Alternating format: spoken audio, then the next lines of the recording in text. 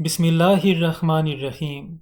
Hazrat Muslim Maud Raziyallahu Anhu explained, in context of Tehrik-e-Jadid, that if we wish to make sacrifices, then we must create the environment wherein sacrifices can be made.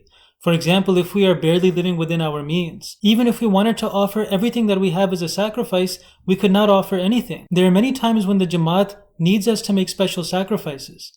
If in that situation, a person makes $5,000 and his expenses are $5,000, then even if he says that I am ready to offer all of my wealth for the sake of the Jamaat, that statement is meaningless because it comes out to zero. If we wish to offer sacrifice to the Jamaat, then we have to have means by which we can offer those sacrifices. If a person has no property whatsoever and he says that I am going to give all of my property for the sake of the Jamaat, then what meaning does that statement have? It does not give any practical benefit to Islam or to the Jamaat. When we have nothing that we can offer and we do not make a change in our lifestyle, and while having nothing, we offer everything that we have.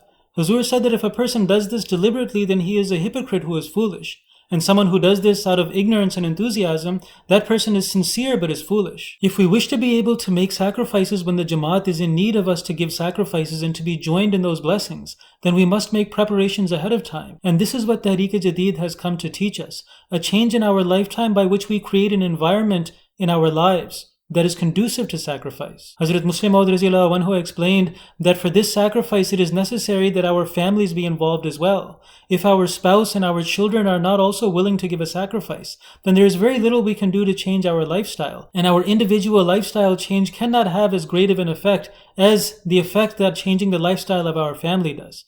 A person can force his wife or her husband to change their lifestyle to be able to make greater sacrifices, but forcing would only create disorder within homes. And so, in order to create this environment of sacrifice, we must develop this spirit of sacrifice within our families. Hazrat Muslim Maud Raziyallahu Anhu also explained that at times there are special sacrifices that are needed from the Jamaat. And those sacrifices are not of a permanent nature. In Islam, it is no sin to be rich. And it is no sin to enjoy the riches of this world that a person has worked hard for, as long as it does not go into extravagance. Allah Almighty says in the Holy Quran, "Amma bi ni'mati rabbika fahaddith." However, if there is a time of emergency or a time of war, and a person does not contribute at that time, then that living in affluence can be a type of extravagance. Hazrat Muslim Maud Raziyallahu Anhu explained that there was a very sensitive time when a battle was approaching, and a great sacrifice was needed from the Muslims. At that time, Hazrat Umar Raziyallahu Anhu decided that he would exceed Hazrat Abu Bakr Raziyallahu Anhu, and he brought half of his wealth, only to find that Hazrat Abu Bakr Raziyallahu Anhu had brought all of his wealth. Hazrat Muslim Maud Raziyallahu Anhu explains that these types of sacrifices were not needed on a daily basis.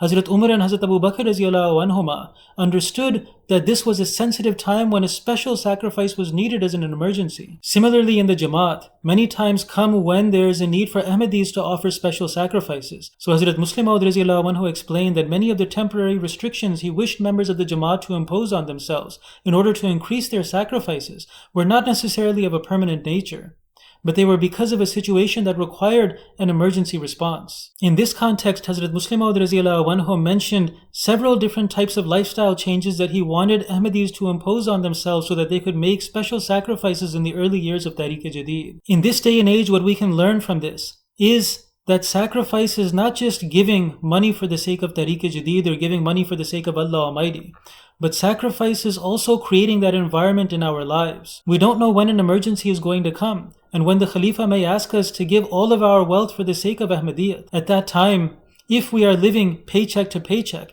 then what sacrifice would we be willing to offer? In our society, despite our affluence, people are in the habit of living just within their means or even living outside of their means. Those people who are upper middle class, who are even wealthy, choose to live according to a lifestyle that results in barely living within their means. If a person makes $100,000 and his expenses equal $100,000, then what he can offer to Ahmadiyyat is zero. Tehrik-e-Jadid is not just financial sacrifice. It is a lifestyle change. It is to slowly bring about a change in our expenses and our standard of living. It doesn't mean that we should become minimalists or that we should change our lives overnight, but that we should make a gradual progress within our lives to reduce our expenses for the sake of Allah Almighty so that we can contribute more and more for the cause of God Almighty through the Khalifa.